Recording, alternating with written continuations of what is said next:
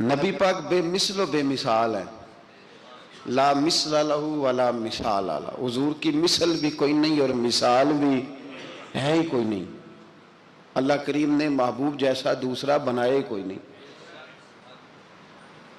سمجھنی ہے بات آپ نے، حضور میں شک کوئی نہیں پر ابو جہل نے شک کیا، نبی پاک میں شک کوئی نہیں پر ابو لہب نے شک کیا، حضور میں شک کوئی نہیں پر عتبہ اتیبہ شیبہ ان کا شک آخر تک نہیں گیا، حالانکہ حضور میں کوئی شک دور کرانے بھی آئے تو شک نہیں گیا، ایک دفعہ نہیں کئی دفعہ، درجنوں دفعہ، بیسیوں دفعہ۔ ایک ابو جہل کو لے لیں، دماغ میں شک تھا حالانکہ حضور میں کوئی شک نہیں، ایک دن آ کے کہنے لگا کہ بتائیے میری مٹھی میں کیا ہے،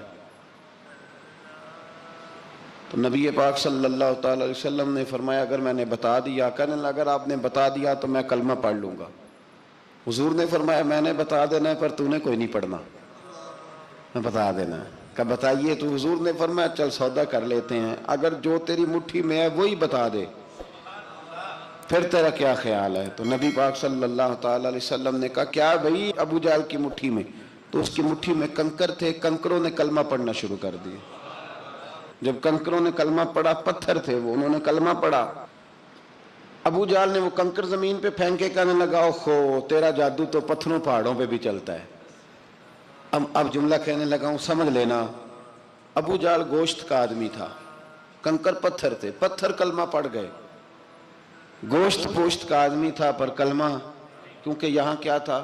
شک، اس نے آگے نہیں بڑھنے دیا، گوشت پوشت کا شخص ہو کے پتھروں سے آگے نکل گیا۔ نبی پاک صلی اللہ علیہ وسلم کی خدمت میں آیا، بلکہ وہ جو یہودی والی روایت ہے اس کے پس منظر میں بھی بعض محدثین نے لکھا ہے، اس کو بھی اسی نے بھیجا، کہنے لگا جاؤ نبی پاک سے جا کے کہو اگر وہ درخت آپ کا کلمہ پڑھے تو میں بھی پڑھ لوں گا۔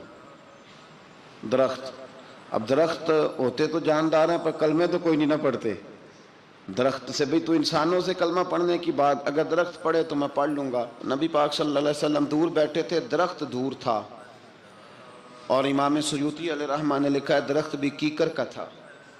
نبی پاک صلی اللہ علیہ وسلم نے فرمایا اس یہودی سے کہ تو جا کے درخت کو کہہ کہ تجھے نبی پاک بلاتے ہیں۔ فرمایا میں گیا تو پھر تم نے کہنا جادو کر کے بلایا ہے۔ احتیاط بھی کی، ہر چیز آنکھوں کے سامنے رکھی، تو جا کے کہہ کہ تجھے بلاتے ہیں۔ وہ بندہ گیا، جا کے کہنے لگا، اور امام سیوطی نے اس کو لکھا ہے، کہنے لگے اس نے نبی پاک کا نام بھی نہیں لیا، کیونکہ ابو جہل اینڈ کمپنی کو پتا تھا کہ مصطفیٰ کے نام میں بھی بڑی برکت، خالی نام بھی نہیں لیا، کہنے لگا درخت وہ جو سامنے بیٹھے ہیں نا وہ تجھے بلا رہے، نام نہیں لیا حضور کا، وہ جو سامنے بیٹھے ہیں نا، جاءت لدعوتہ الاشجار ساجدۃ، امام بوصیری کہتے ہیں درخت آیا اور سجدہ کرتا ہوا، زمین چیرتا ہوا آیا۔ کس طرح آیا؟ پہلے آگے جھکا، پھر پیچھے جھکا، دائیں جھکا، بائیں جھکا۔ یہاں بھی لکھنے والوں نے لکھا ہے کہ وہ نہ درخت اپنی جڑیں اکھیڑ رہا تھا، جب چلنا تھا نا اس نے حضور کی طرف آنا تھا تو آگے دائیں بائیں ہوا، جڑیں اکھیڑ رہا تھا۔ لیکن ہمارے استاد جب ہمیں یہ روایت پڑھایا کرتے تھے تو کہتے تھے جڑیں نہیں اکھیڑ رہا تھا، جب اس نے سنا مجھے نبی پاک نے بلایا تو اسے وجد ہو گیا تھا، وہ جھومنے لگ گیا تھا، جھوم رہا تھا، حضور نے مجھے بلا لیا، جاءت لدعوتہ الاشجار ساجدہ۔ تو درخت آیا، اس نے آ کے نبی پاک کو سجدہ کیا، لکڑی کا بنا ہوا درخت ہے، سجدہ کیا، سجدہ کرنے کے بعد درخت اٹھا اور اٹھ کے اس نے نبی پاک کا کلمہ پڑھا۔ وہ جس کو ابو جہل نے بھیجا تھا نا یہودی، وہ درخت کی حالت دیکھ کے کلمہ پڑھ گیا، وہ کلمہ پڑھ گیا، لیکن یہی بے ایمان کہنے لگا اوئے ہوئے ان کا تو درختوں پہ بھی جادو چلتا ہے۔ لا ریب فی، شک قرآن پاک میں، لیکن اگر بندے کے دماغ میں ہو اس کا علاج ہے کوئی، ادھر ہی شک بیٹھ جائے۔ بھئی سادی مثال دیتا ہوں کہ سامنے دیوار صاف ہو لیکن گرد اگر آئینے پہ پڑی ہو، دیوار صاف کرنی چاہیے کہ اینک کا شیشہ صاف کرنا چاہیے؟ ساری زندگی لوگ دیوار صاف کرتے گزار دیتے، ساری زندگی تراش خراش کرتے گزار، اپنی مرضی کی پینٹنگ کرتے گزار دیتے ہیں، پر اپنی آنکھ کی پتلی صاف نہیں کرتے، آنکھ کی پتلی صاف نہیں کرتے۔ کسی نے حضرت رومی سے کہا تھا हुजूर दुनिया में कोई अच्छा मिलता नहीं, फरमाने लगे थोड़ा रोना शुरू कर ताकि तेरी पुतलियां वुजू कर लें, वुजू कर लें, वो उन्हें पता चल जाए कि कितने साफ सुथरे लोग दुनिया में पाए जाते। अबू जाल फिर आ गया, कहने लगा अगर आप चांद के 2 टुकड़े कर दें तो मैं कलमा पढ़ने को तैयार हूं। अच्छा, यहां भी बड़ी मजे की बात है, अल्लाह ने पहले कह दिया नबी पाक को कि इन्नल्लज़ीन कफ़रू सवाउन अलैहिम आ अनज़रतहुम अम लम तुनज़िरहुम ला युमिनून। महबूब, ये जिनकी किस्मत में कुफर है ना, आप इन्हें डराएं चाहे ना डराएं, ये ईमान नहीं लाएंगे।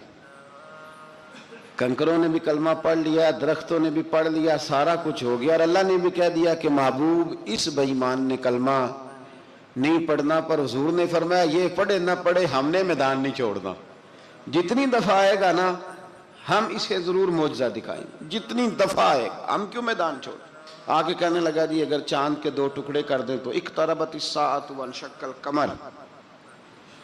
तो नबी पाक सल्लल्लाहु अलैहि वसल्लम ने उंगली का इशारा किया, चांद 2 हिस्सों में बटा। कोहे सफा एक पहाड़ी थी मक्के में, आधा टुकड़ा पहाड़ी की इस जानिब हुआ, आधा इस जानिब, यानी वजाहत की अल्लाह करीम ने कि ऐसे ना हो कि ये कह जी वो तो ऐसे बिल्कुल शक हुआ तो मिल गया, पता नहीं मेरी आंखों पे जादू हो गया, मिला है कि नहीं मिला। जब टूटा तो हदीस पाक में आता है कि आधा चांद कोहे सफा के इधर गया और आधा तो पहाड़ी थी, चांद नीचे आया, पहाड़ी के गिर्द घूमा, आगे जाके मिला, यानी वक्फा दिया गया बाकायदा देखने का, समझने। पूरी दुनिया में जितने लोग उस वक्त चांद देख रहे थे, हिंदुस्तान तक रवायतों में मिलता है कि लोगों ने गवाही दी कि हमने चांद टूटते देखा है। जमाना मान गया, लोगों की चीखें निकल गई, लोग कदमों में गिर गए, पर वो जिसके दिमाग में शक था ना वो नहीं माना। शजर हजर पहचान गए पर इंसान की नज़रों में शक ही रहा। दुनिया में सबसे मजबूर, कमज़ोर, बुज़दिल, कम फहम बंदा वो है जिसके दिमाग में शक है। सबसे कम फहम आदमी, उसकी फिरासत रूहानिया ज़ीरो है, वो एक नाकाम शख्स है, उसको किसी पे भी शक पड़ जाए, किसी पे भी। हमने देखा है जो औरत अपने मर्द पे शक करने लग जाती है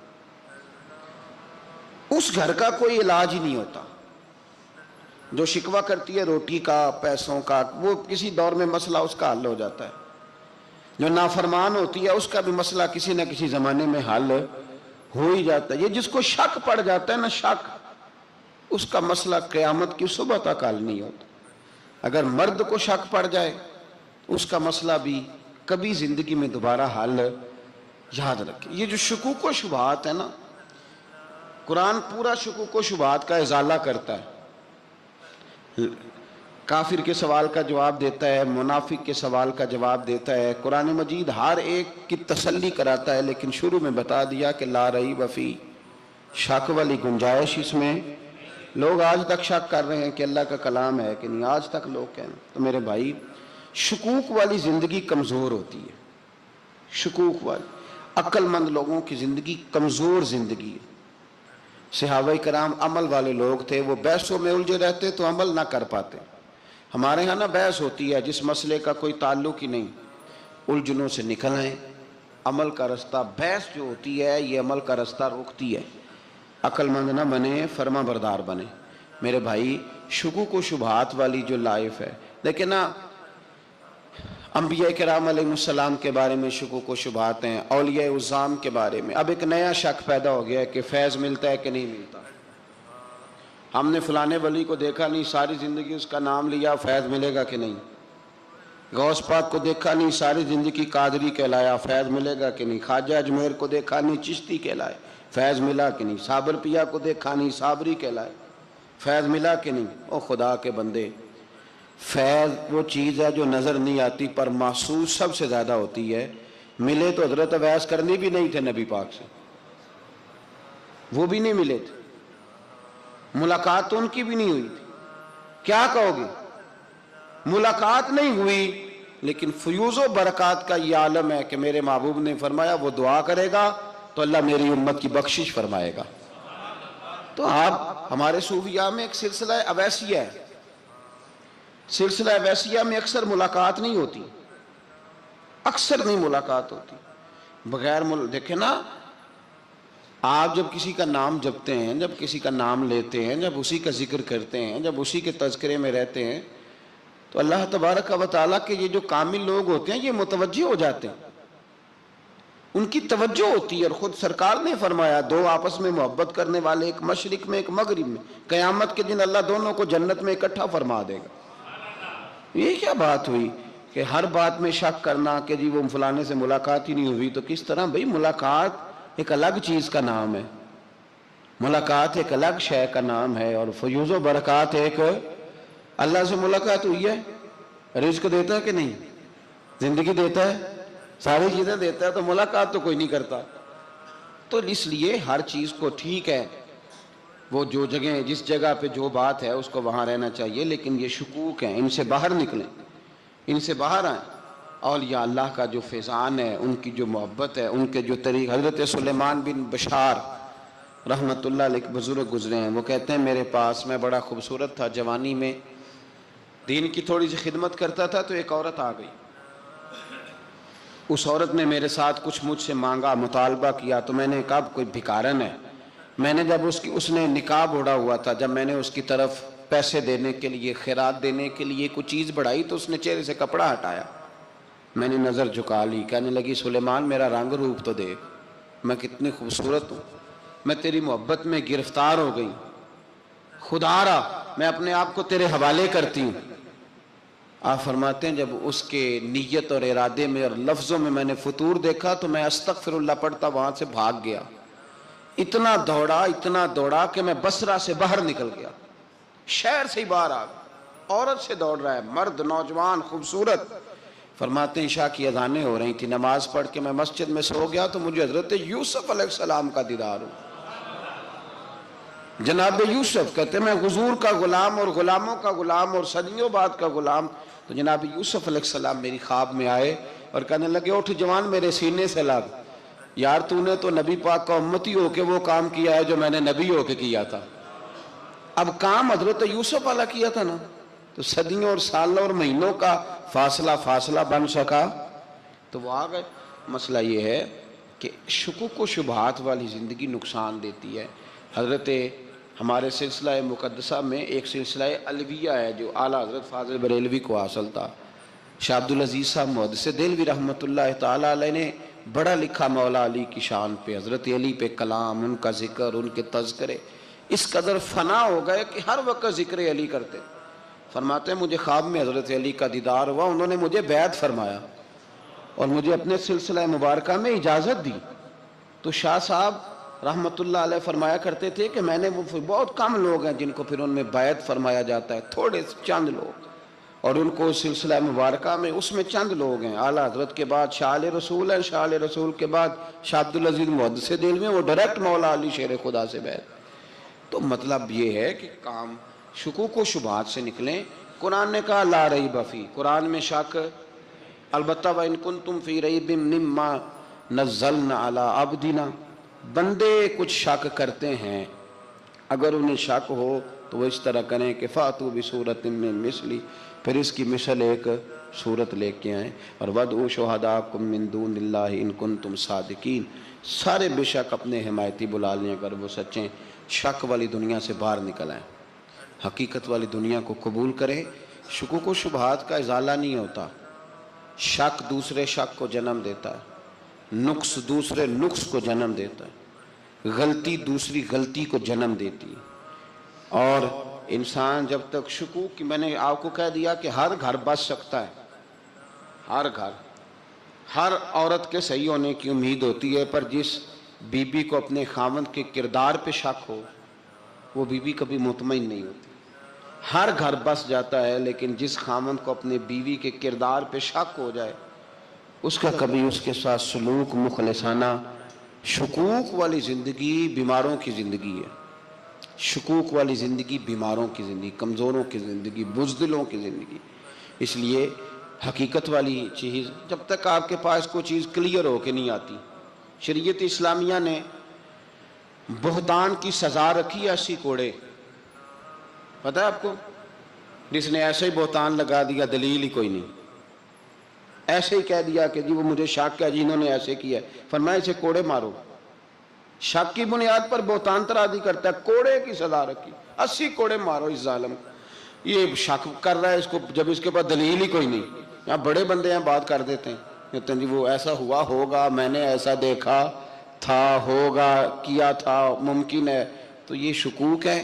اس شکوک، یہ سامنے والے کا کچھ بھی نہیں بگڑتا، اس بیچارے کا کیا بگڑنا ہے۔ یاد رکھیں، بڑی خوبصورت بات یہاں حضرت عبداللہ ابن مسعود کی، آپ فرمایا کرتے تھے جب کسی بندے پر بندے شک کرتے ہیں اور ناجائز شک کرتے ہیں، اللہ اس کی عزتوں میں اضافہ فرما دیتا ہے، اللہ اسے شانیں عطا کرتا ہے۔ اپنی زندگی کو بیماریوں سے نکالنے، یہ روحانی بیماری ہے شک، اس سے باہر آنا۔ یہ ظلم ہے، اولیاء پہ بھی شک، صوفیاء پہ بھی شک، علماء پہ بھی شک، ہر بندے پہ شک، کوئی صحیح نہیں، سارے غلط، میں اکیلا صحیح۔ اس شک سے باہر آ جائیں، یہ نفسیاتی مریض بنا دے گا، بے سکون کرے گا، بے قرار کرے گا۔ جس ترتیب سے ہم مسکراتے ہیں، جس ترتیب سے ہم روتے ہیں، جس ترتیب سے ہم کسی بات کا اظہار تشکر کرتے ہیں، خدا ان باتوں سے پاک ہے۔ اب بہت ساری حدیثوں میں آیا کہ وہ مسکراتا ہے، تو کیا مطلب ہے مسکرانے کا؟ تو علماء تفسیر نے لکھا ہے مسکرانے کا مطلب یہ ہے کہ وہ بڑا ہی راضی ہوتا ہے اپنے بندے سے، بڑا راضی ہوتا ہے، یہ مطلب ہے۔ ایک تو مسکرانے کا مطلب یہ کہ وہ بڑا راضی ہو گیا، بڑا راضی ہو گیا، وہ مسکرا دیا اپنے بندے پہ۔ اور ایک اس کا معنی خود نبی پاک صلی اللہ تعالیٰ علیہ وسلم نے بیان فرمایا، مسند امام احمد بن حنبل میں حدیث ہے، حضور سید عالم علیہ السلام سے صحابہ نے پوچھا یا رسول اللہ شہید تو بڑے لوگ ہوتے ہیں، شہیدوں میں افضل کون ہے؟ تو اللہ کے حبیب علیہ السلام فرمانے لگے وہ والا بندہ جو ڈٹ گیا تھا کافروں کے مقابلے میں، وہ ہلا نہیں، پوری طرح ڈٹ کے جو لڑا وہ شہداء میں افضل ہے۔ حضور فرماتے ہیں وہ جنت کے بالا خانوں میں سیر کرے گا اور رب اسے دیکھ کے مسکرائے گا، رب اسے دیکھ کے مسکرائے گا، اللہ تعالیٰ مسکراتا ہے اسے دیکھ کے۔ اور اگلے جملے میں حضور نے وضاحت کر دی، فرمایا جب رب دنیا میں کسی پر مسکراتا ہے نا، تو اس کا معنی یہ ہے کہ قیامت میں پھر اللہ اسے حساب کوئی نہیں لے گا۔ جس پر اللہ دنیا میں مسکرا دیا اس سے کوئی حساب، تو وہ کام ڈھونڈنے چاہیے نا جس سے اللہ مسکرائے۔ ویسے کبھی ہم ایسا کرتے ہیں کہ نہیں کہ کسی کو راضی کیا جائے؟ یہ کام ہم کرتے ہیں کہ ہماری کمپنی کا جو سربراہ ہے وہ ہم سے راضی رہے، جس ادارے میں ہم پڑھاتے ہیں اس ادارے کا بڑا ہم سے راضی رہے، یہ کرتے ہیں ہم۔ اس کے لیے کچھ نہ کچھ ہیلے بہانے ہم کرتے ہیں، برادری، قبیلہ، علاقہ، بستی، لوگ کسی طریقے سے ہمارے ساتھ مطمئن رہیں، کرتے ہیں نا یہ سارے کام۔ اس میں تھوڑی مشکل بھی ہمیں آتی ہے، لیکن کرتے ہیں، کیا کریں۔ گھر میں بھی کئی دفعہ ایسا ماحول بنانا پڑتا ہے۔ چلیں ایک اور میٹھی مثال دیتے ہیں، زیادہ سمجھ میں آئے گی۔ چھوٹا بچہ خوش رہے، آپ اس کے لیے محنت نہیں کرتے؟ وہ چھوٹا ہے، اس کو خوش کرنا فرض ہے ابا پہ، لیکن وہ کہتا ہے کہ میں نے موٹر سائیکل لینا ہے، چھوٹا ہے چلا ہی نہیں پائے گا، تو ابا پھر اسے راضی کرتا ہے، کہتا ہے بیٹے چھوٹا سائیکل لے لے، چل میں تجھے اڑانے والا جہاز لے دیتا ہوں۔ مقصود کیا ہے کہ اس کو ناراض نہیں کرنا، یہ روئے نہ، اس کا دل نہ ٹوٹے ہو۔ یارو سنو نا میں کیا کہہ رہا ہوں، اگر چھوٹے بچے کے لیے وہ چیزیں ڈھونڈتے ہو، میرے ابا جی نا اپنے نواسے کے لیے کھلونا لے کے آئے تو بچہ بڑا ہی کھیلا، تو ابا جی کہنے لگے لو پیسے پورے ہو گئے، میرے بچے کو پسند بڑا ہے نا، پیسے پورے کر چھڑے نے، دیکھو نا جی کتنا اس کو راضی ہوا ہے۔ تو انسان کیا کرتا ہے کہ کوشش کرتا ہے، چھوٹا بچہ بھی ناراض نہ ہو تو وہ چیزیں وہ ڈھونڈتا ہے کہ اس کو کیا پسند ہے، چاکلیٹ لے جاؤں، فلاں چیز لے جاؤں، آئس کریم لے جاؤں۔ تو ایک بچے کے لیے، گھر کے لیے، سربراہ کے لیے اتنی محنت کرتے ہو، تو وہ کام بھی ہمیں ڈھونڈ کے تلاش کرنے چاہیے نا جس سے رب راضی ہوتا ہے، اللہ راضی ہوتا ہے۔ بتاؤں وہ کون کون سے کام ہیں؟ نبی کریم صلی اللہ تعالیٰ علیہ وسلم نے ارشاد فرمایا 3 لوگ ہیں جنہیں دیکھ کے رب مسکراتا ہے۔ یا رسول اللہ صلی اللہ علیہ وسلم وہ کون کون سے؟ تو محبوب فرمانے لگے ایک وہ بندہ ساری مخلوق سوئی ہے، آدھی رات ہے، رات کا پچھلا پہر ہے، اس نے اٹھ کے وضو کر لیا، مصلی پہ کھڑا ہو گیا خدا کی یاد میں، فرمایا اسے دیکھ کے رب مسکراتا ہے جو اس کی شان کے لائق ہے، مسکراتا ہے اللہ۔ یہ تو سونے کا ٹائم تھا، یہ تو گہری نیند آنے کا وقت تھا، رات کا پچھلا پہر، رات پوے تے بے درداں نو نیند پیاری آوے، تے درد منداں نو یاد سجن دی سوتیاں بھی آن جگاوے، اور ساون کی کالی راتوں میں جب بوندا باندی ہوتی ہے، وہ راتوں کو اٹھ اٹھ روتے ہیں جب خلقت ساری سوتی ہے۔ اللہ مسکراتا ہے۔ اور سننا میرے بھائی، میرے نبی پاک صلی اللہ تعالیٰ علیہ وسلم فرماتے ہیں جب مسلمان نماز کے لیے صفیں بناتے ہیں نا، ترتیب لگ رہی ہوتی ہے، اب اللہ کی بارگاہ میں کھڑے ہوں گے، قیام کریں گے، رکوع کریں گے، سجود کریں گے، فرمایا جب مومن صفیں بناتے ہیں تو رب دیکھ کے مسکراتا ہے، مسکراتا ہے۔ کمال ہو گئے عروج بندگی کا، جب بندے کو دیکھ کے رب مسکرائے۔ خدا بندے سے خود پوچھے بتا تیری رضا کیا ہے، مسکراتا ہے۔ اور میرے نبی پاک علیہ السلام فرماتے ہیں جب مجاہد جہاد کے لیے صفیں سیدھی کرتے ہیں، آج تو یہ رب کے نام پہ مرنے ہی آ گئے، یہ صفوں میں کھڑے ہوں گے، ترتیب سے لڑیں گے، ترتیب سے گلا کاٹیں گے کافروں کا یا شہادت لیں گے۔ فرمایا جب جہاد کے لوگ صفیں بناتے ہیں تو رب انہیں دیکھ کے مسکراتا ہے۔ کتنے نصیبوں والا وہ بندہ ہے جسے دیکھ کے مسکرا دیا۔ او یار، کبھی تیرا بیٹا تیرے سامنے مسکرائے نا چھوٹا، تو تیرا دل باغ باغ ہو جاتا ہے۔ تیری ماں بیمار کسی ایک دن صحیح طرح ہنس پڑے تو طبیعت خوش ہو جاتی۔ مجھے بتاؤ نا جس کا رب بھی اسے دیکھ کے ہنس پڑے، جو اس کی شان کے لائق ہے، کیا اس بندے کے نصیبیں ہیں، کیا اس کے مقدر ہیں۔ آپ اس مقام پر اپنے آپ کو لائیں۔ اب دیکھیں نا، یہ حدیث آپ نے سن لی، اب ہم نے نا اس طرح صفحے نہیں بنانے جس طرح ساری دنیا، اب ذرا صفحے بھی شوق سے بنائیں گے، اب ذرا تھوڑا سا شوق پیدا کریں گے۔ بھئی یہ تو میں وہ کام کرنے لگا ہوں جسے دیکھ کے رب مسکراتا ہے۔ نبی پاک صلی اللہ علیہ وسلم نے فرمایا جب کوئی بندہ توبہ کرتا ہے نا، ہم توبہ کا رٹا لگاتے ہیں، یا اللہ میری توبہ، یا اللہ۔ اور توبہ کا تو مطلب یہ ہے کہ پچھلے گناہوں سے پکی توبہ، آج کے بعد یہ غلطی نہ کرنے کا پکا وعدہ۔ تو نے ساری شب برات رو کے گزاری ہے، بتا سویرے جھوٹ جوڑنے کا ارادہ ہے تیرا؟ آج کے بعد رشوت تو نہیں نہ لے گا، ملاوٹ تو نہیں نہ کرے گا، یہ توبہ ہے۔ اور اگر سارے کام اسی طرح کرنے تو پھر یہ توبہ کا رٹا ہے، جتنا مرضی لگاؤ۔ حضرت علی بن ربیعہ رضی اللہ تعالیٰ عنہ فرماتے ہیں میں مولا علی کے ساتھ تھا، مقام حرہ کی طرف جا رہے تھے، حضرت علی نے ہاتھ اٹھا کے دعا مانگی ہماری تعلیم کے لیے، ورنہ حضرت علی ہم صحابہ کو محفوظ عن الخطا تو مانتے ہیں نا۔ ہاتھ اٹھا کے کہا اے اللہ ہمارے گناہ بخش دے، تیرے علاوہ کوئی معاف کرنے والا نہیں۔ اور پھر حضرت علی آسمان کی طرف دیکھا اور دیکھ کے نا حضرت علی بن ربیعہ کو تو مسکرائے۔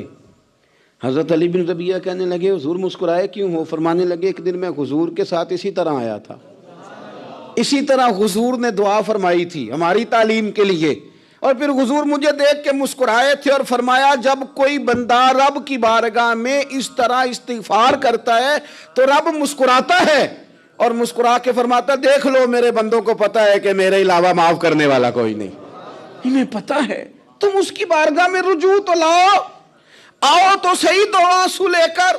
اقبال کہتے ہیں کہ موتی سمجھ کے شان کریمی نے چن لیا، قطرے دو گرے میرے ار کے انفال کے، دو میں نے آنسو بہائے تھے تو اس کے کرم نے تو موتی سمجھ کے چن لیے۔ سنو نا حضور اس استغفار کو اللہ کو، یار رات کو توبہ کر کے سونا چاہیے ہمیں۔ کچھ غلطیاں ہم کرنا نہیں چاہتے پر ہم سے ہو جاتی ہیں، کچھ دل ہم توڑنا نہیں چاہتے پر وہ ٹوٹ جاتے ہیں، ہماری مجبوری ہوتی ہے ٹوٹ جاتے ہیں۔ رات کو اس کی بارگاہ میں ہاتھ باندھ کے کشکول طلب دراز کر کے خوب استغفار پڑھنا چاہیے کہ مالک بندے ہیں نا کیا کریں، نفس کا ساتھ ہے، دنیا کا ساتھ ہے، خواہشات نفسانیہ، مالک معاف کر دے۔ درد سے توبہ، رسم نہ ہو، کہانی نہ ہو، لفظ نہ ہو، جملے نہ ہوں، اور جناب ایسے لوگوں کے بیچ بڑے ہاتھ باندھ کے اور بڑا کوئی ضرورت نہیں، آپ اکیلے اپنی چارپائی پہ بستر کے اندر منہ دے کے بھی درد سے کہیں گے نا معاف کر دے تو وہ تو مہربانی بڑا ہے۔ میرے نبی پاک صلی اللہ علیہ وسلم مثال دیتے ہیں، فرمایا ایک آدمی صحرا میں جا رہا، صحابہ سے حضور خطاب کر رہے ہیں، فرمایا ایک آدمی صحرا میں جا رہا تھا، اس نے اپنی اونٹنی پہ کھانا پانی پیسے ہر چیز رکھی ہوئی تھی، صحرا تھا بہت بڑا، درمیان صحرا کے گیا تو تھوڑا سا سستانے کے لیے آرام کرنے کے لیے اونٹنی سے نیچے اترا، اب اس نے اونٹنی کی لگام اونٹنی کی نکیل اپنے سرہانے کے نیچے رکھی، ہاتھ کے ساتھ پکڑی اور سو گیا۔ تھوڑی ہی دیر کے بعد جب اس کی آنکھ کھلی تو دیکھا اونٹنی غائب ہے۔ صحرا میں وہ پیدل نہ آگے جا سکتا ہے، نہ پیچھے جا سکتا ہے، نہ دائیں نہ بائیں، کھانے کو روٹی نہیں، پینے کو پانی کا قطرہ نہیں، تھوڑا ادھر بھاگا ادھر بھاگا، تھک گیا۔ کریم محبوب فرماتے ہیں وہ پوری طرح نڈھال ہو گیا اور مایوس ہو گیا، معاذ اللہ، مایوس ہو کے دوبارہ اسی جگہ آ کے لیٹ گیا جہاں پہلے لیٹا تھا، انتظار کرنے لگا کہ اب موت ہی آئے گی، آخری وقت ہے، اب نہ میں پیدل یہ صحرا کراس کر سکتا ہوں، نہ پیچھے جا سکتا ہوں، نہ کھانا ہے نہ پانی ہے، سوائے موت کے کوئی سہارا نہیں۔ حضور فرماتے ہیں وہ رستے میں دوبارہ لیٹ گیا، اچانک اس نے رخ بدلا تو اونٹنی سامنے کھڑی تھی۔ حضور نے صحابہ سے پوچھا بتاؤ نا اسے بھلا کتنے کو خوشی ہوگی؟ یا رسول اللہ جی سے نئی زندگی مل گئی ہے۔ آپ دیکھیں نا سارے ڈاکٹروں نے کہہ دیا کہ اس کے تو گردے معدہ جگر ہر چیز ختم ہے، گھر لے جاؤ خدمت کرو، ہر طرف پریشانی ہے۔ وہ بندہ بھی سمجھ گیا ہے کہ آخری وقت آ گیا، کل جاؤں پرسوں جاؤں، تیاری ہو گئی، سب لوگ آ گئے، باہر والے بھی آ گئے، یہ ماحول ایک عجیب رنگ اختیار کر گیا۔ اچانک ایک ڈاکٹر نے آ کے کہا نہیں نہیں غلطی لگ گئی تھی۔ مجھے بتائیے انداز کیا ہوتا ہے؟ بغیر دوائی کے بندہ اٹھ کے کھڑا نہیں ہو جاتا، او میں تو بچ گیا ہوں۔ نبی پاک صلی اللہ علیہ وسلم فرمانے لگے اس کی اونٹنی مل گئی، بتاؤ بھلا اسے کتنی خوشی ہوگی؟ یا رسول اللہ وہ تو دوبارہ دنیا میں آ گیا۔ حضور فرمانے لگے اسے کچھ بھی خوشی نہیں ہوئی۔ جب کوئی رب کا گناہگار بندہ آ کے توبہ کرتا ہے، رب کو اس سے کئی گنا زیادہ خوشی ہوتی ہے۔ میرا بندہ آ گیا ہے، میرا بندہ آ گیا ہے، میرے گھر آ گیا۔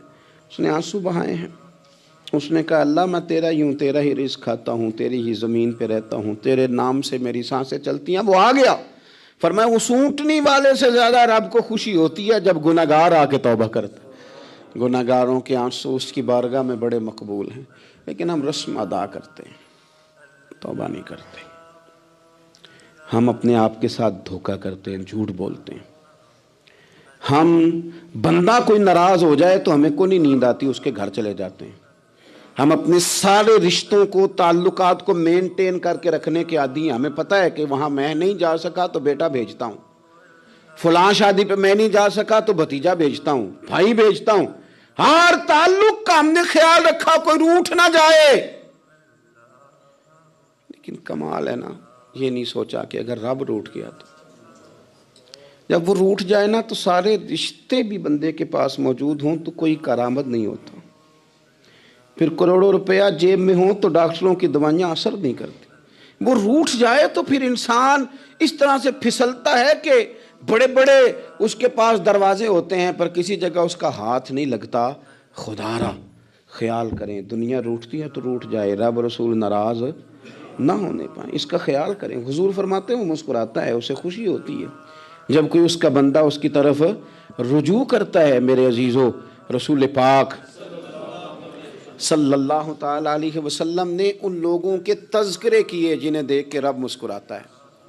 ہم نا گناہگاروں پر بھی فتویٰ دینے میں جلدی کرتے ہیں اور نیکی پر بشارت دینے میں بھی جلدی کرتے ہیں، حالانکہ یہ ہماری ذمہ داری نہیں۔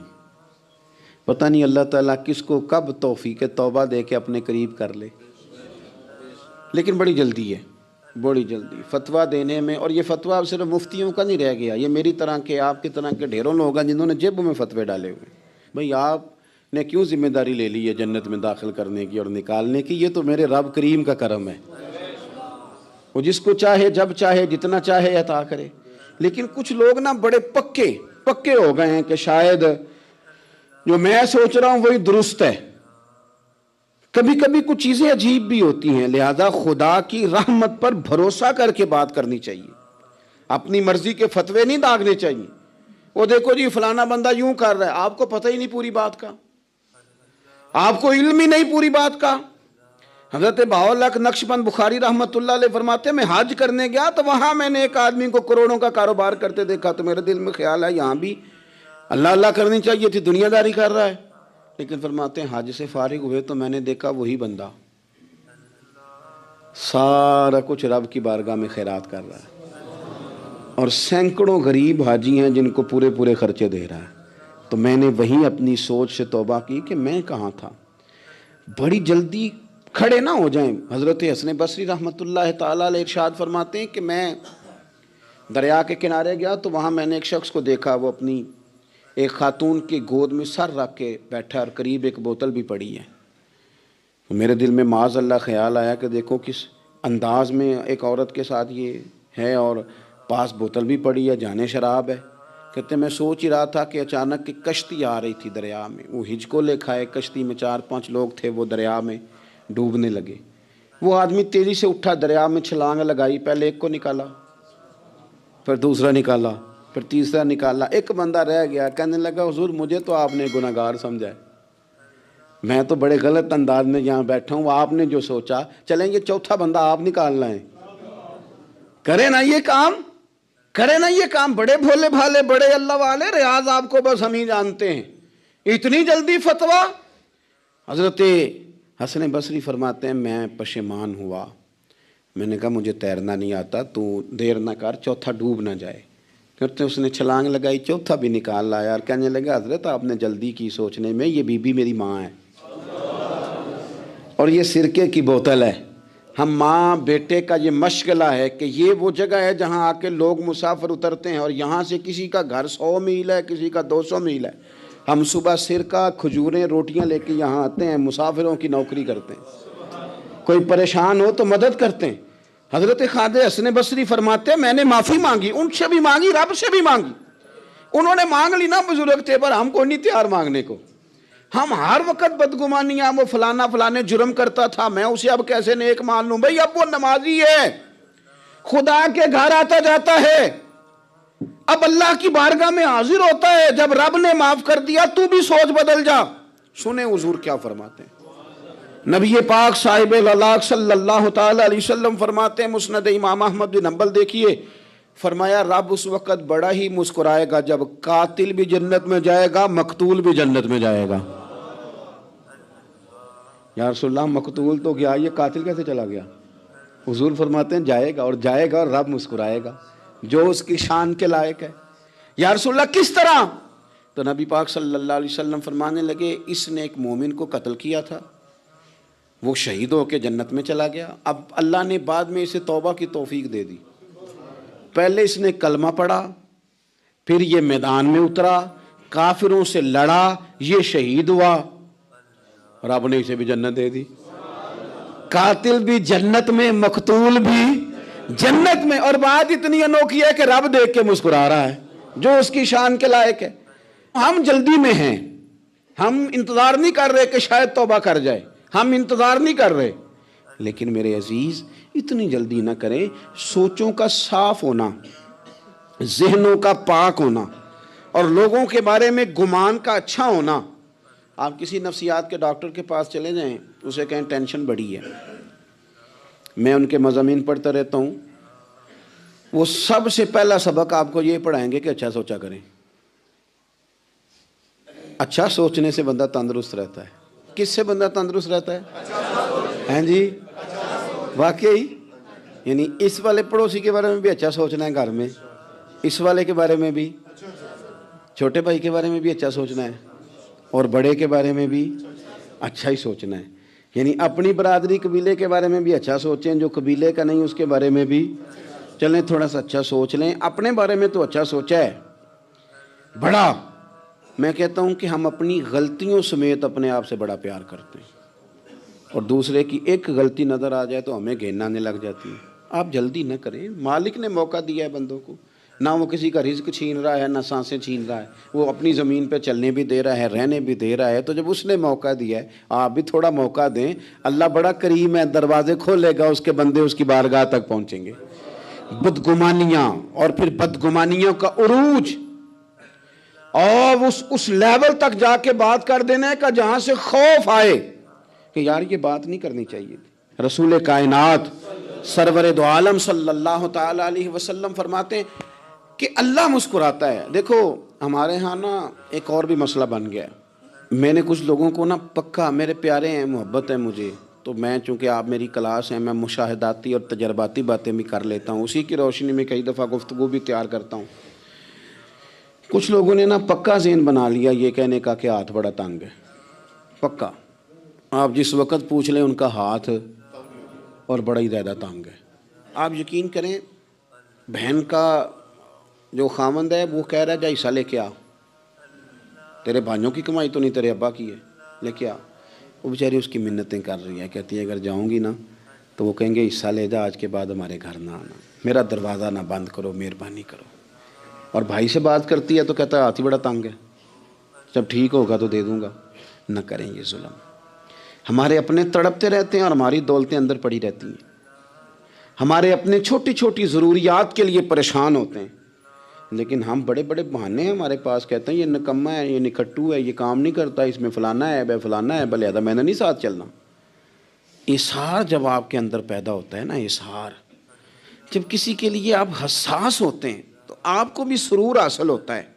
نہ کریں یہ کام کہ آپ کو اللہ نے وسعت دی ہے اور ہر وقت آپ ہاتھ تانگ ہونے کا رونا رو رہے ہیں, ہر وقت آپ یہ کہہ رہے ہیں میں بڑی آزمائش میں ہوں, جب خدا نے آپ پہ نہیں ڈالی. تو اتنے جھوٹ بولنا صرف اس لیے کہ میرے پیسے بچ جائیں, صرف اس لیے کہانی سنانا کہ حالات میرے بڑے خراب ہیں کہ کوئی بندہ میرے سے کوئی تھوڑا بہت قرض نہ مانگ لے. سنو, نبی پاک صلی اللہ علیہ وسلم کے پاس مہمان آ گیا, بخاری مسلم ہے. حضور نے ازواج مطہرات کے گھروں میں پیغام بھیجا, کچھ چیز ہے ضیافت کے لیے؟ یا رسول اللہ کچھ بھی نہیں, یہ دو جہاں کے شاہ ہیں اور پاس کچھ رکھتے نہیں, دو جہاں کی نعمتیں ہیں ان کے خالی ہاتھ میں.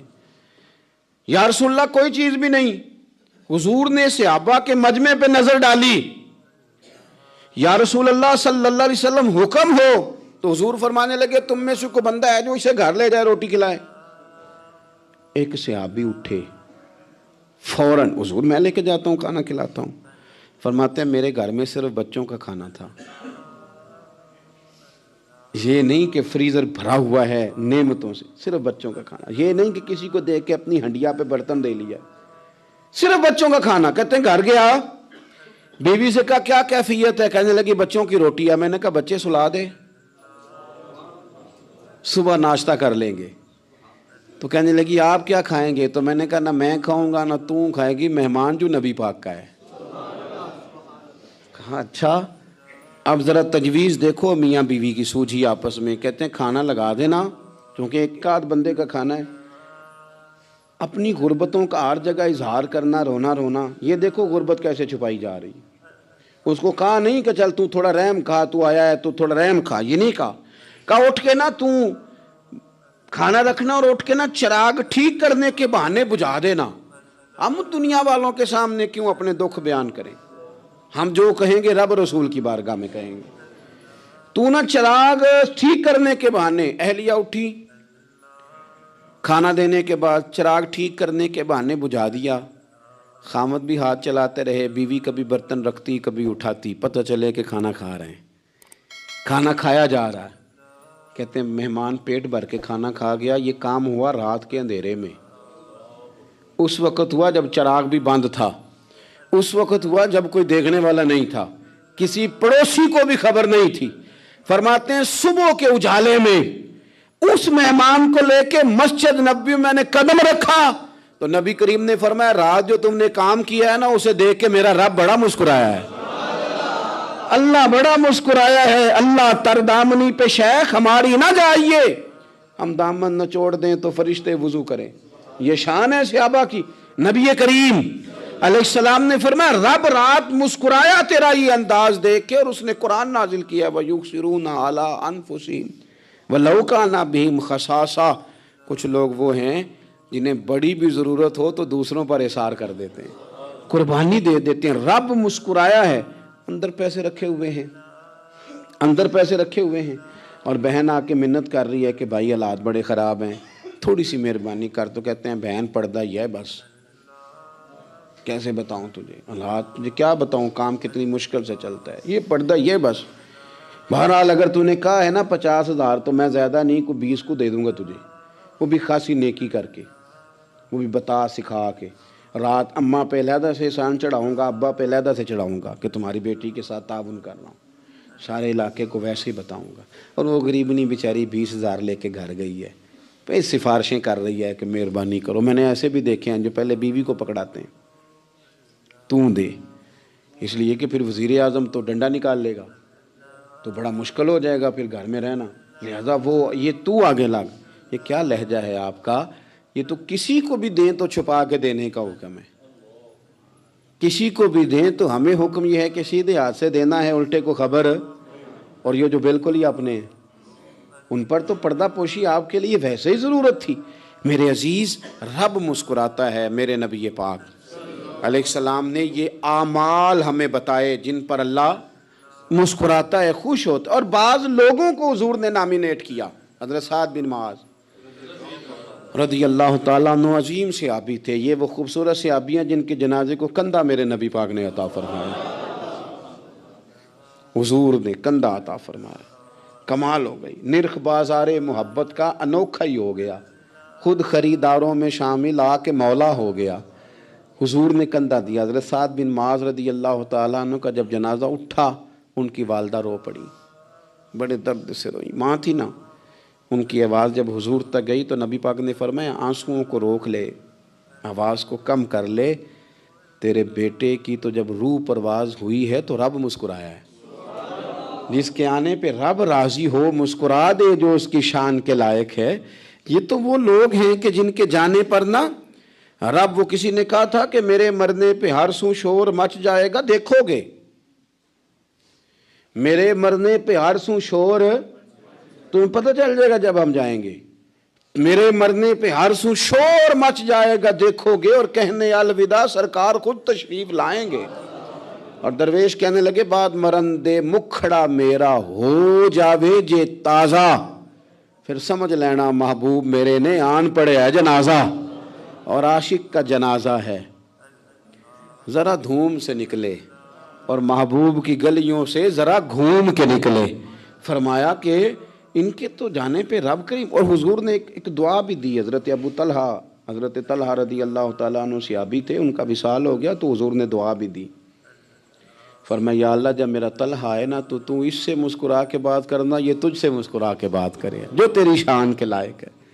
تو اللہ تعالیٰ غائب درجے راضی ہوتا ہے۔ ایک دفعہ پھر بات دہراتا ہوں، جو میدان میں ڈٹ کے شہید ہو رب اسے دیکھ کے مسکراتا ہے جو اس کی شان کے لائق۔ جو توبہ صحیح کریں، سچی کریں، رب انہیں دیکھ کے مسکراتا ہے جو اس کی شان کے لائق ہے۔ جو نماز کے لیے صفیں بنائے رب انہیں دیکھ کے مسکراتا ہے۔ جو جہاد کے لیے صفیں بنائے رب دیکھ کے مسکراتا ہے۔